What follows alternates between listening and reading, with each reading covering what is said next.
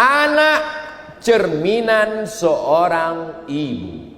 Kalau mau melihat bagaimana anaknya, lihat ibunya. Saya punya teman, dia nikah dengan istrinya, tidak melihat wajah istrinya. Sampai akad nikah, habis akad baru dia lihat. Saya kaget. Saya tanya, kamu kok pede sekali? Gimana ceritanya? Saya datang ke rumahnya, saya lihat wajah ibunya, berarti nggak jauh-jauh dari anaknya. Kenapa begitu kamu yakin?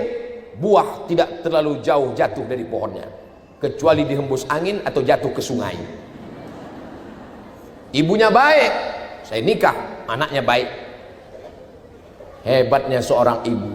Wal baladu thayyibu yakhruju nabatuhu bi'izni rabbih. Tanah yang bagus menumbuhkan bunga yang cantik, mekar, harum semerbak. Walladzi khabutha la yakhruju illa nakida. Tanah yang tandus akan mengeluarkan tanam-tanaman yang tidak baik.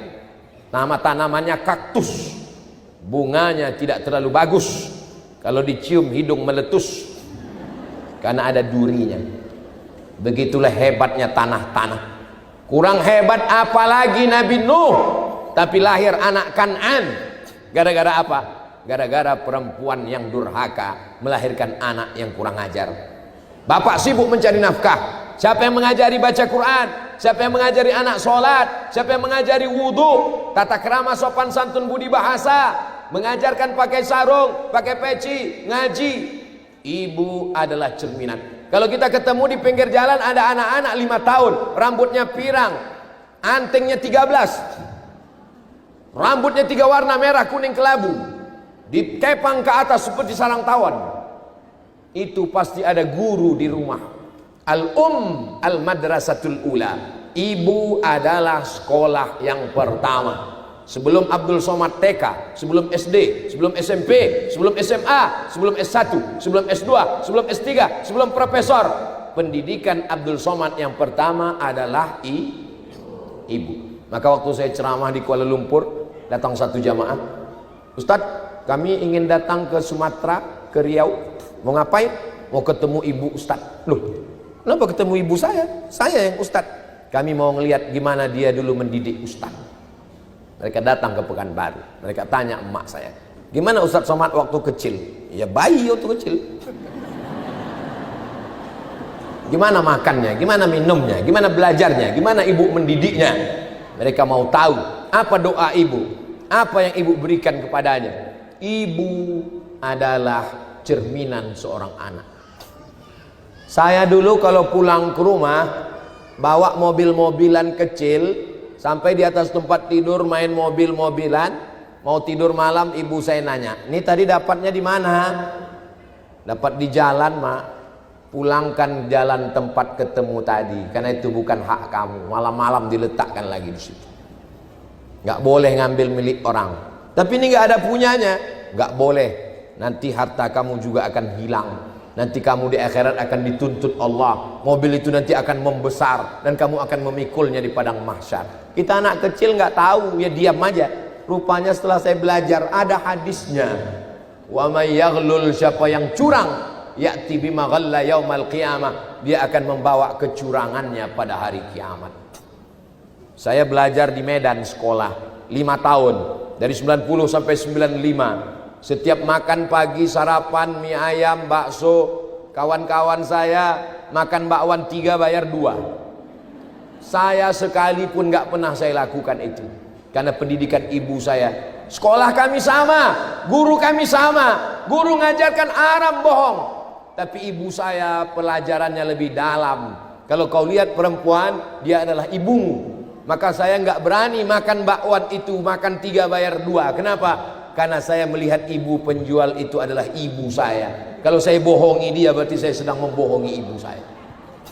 Saya kalau melihat ibu-ibu, ingat ibu saya. Kalau ngelihat ibu-ibu, kita lihat ibu kita, ingat ibu kita bagus. Lihat anak-anak, kita ingat anak kita bagus. Yang nggak bagus, melihat istri orang, lupa bini kita. Itu yang tak bagus. Perempuan adalah ibu kita. Saya diajarkan perempuan adalah ibu kamu. Jangan kamu lecehkan, jangan kamu hina, jangan kamu jatuhkan harkat martabat kehormatannya. Begitu ibu saya mengajarkan. Suatu ketika saya bawa dia ceramah ke Medan, Sumatera Utara. Sampai di sana temannya nelpon, bisa ketemu? Bisa.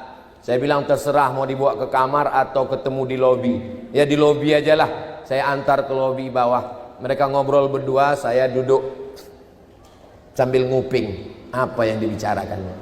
Temannya nanya, apa kau doakan anakmu waktu dia kuliah 4 tahun di Mesir, dia nggak pulang-pulang? Apa kata ibu saya? Tiap malam ku doakan dia Al-Fatihah 100 kali supaya Allah memberikan yang terbaik untuk dia. Aku bertawassul kepada Allah dengan surat Al-Fatihah. Kalau saya nggak nguping, saya nggak tahu cerita itu, karena dia tak pernah menceritakan itu ke saya. Ibu saya tidak pernah memuji-muji saya. Pernah saya bawa dia tausiah tabligh akbar, orang banyak, ramai sekali. Saya berharap setelah itu dia mengatakan, hebat juga kau ya. Pulang-pulang dia tanya, kau nggak punya jin kan? Nggak ada, saya bilang. Dia takut saya ke dukun jin biar supaya orang ramai percaya ke saya.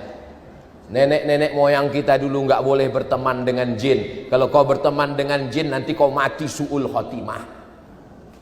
Sampai saya tua, sampai saya umur 40, sampai saya jadi ustadz, dia tetap manggil saya, kau jangan angkuh, kau jangan sombong. Sampai hari ini kalau saya duduk di atas kursi, di bawah ada orang tua, masih tetap ingat bagaimana dia dulu. Dulu kalau ada tamu di bawah, saya duduk di kursi, itu langsung seperti radio yang dikecilkan.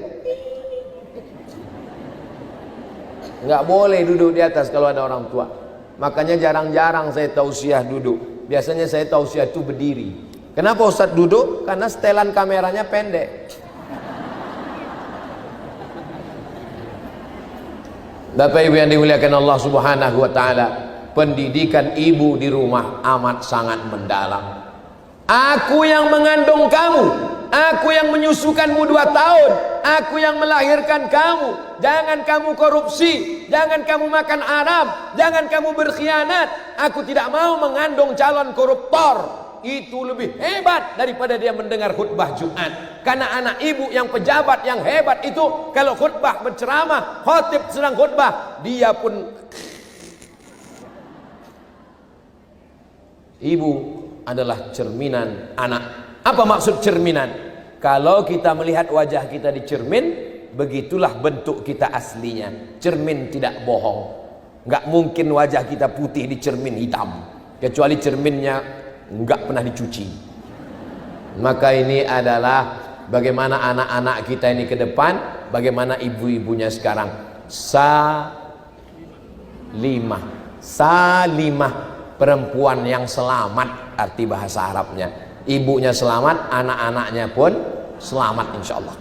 Selama ibu masih mau, insya Allah anak-anaknya selamat. Kamu lagi di mana? Pulang jam berapa? Kamu lagi pakai apa? Kunci mobil, kunci motor mana? Uang jajan yang dipakai kemarin beli apa aja? Selama masih. Itu update status kamu yang terakhir ada laki-laki itu siapa? Kalau gitu kami mesti punya FB juga. Iya, tapi hati-hati juga status. Selama ibu masih mau bertanya kamu di mana, pulang jam berapa, jalan sama siapa, uangnya mana, insya Allah anak-anak kita selamat. Kalau saya Pak Ustadz bukan cuma anak saya yang saya gitukan, suami saya pun saya tanya juga. Mantap.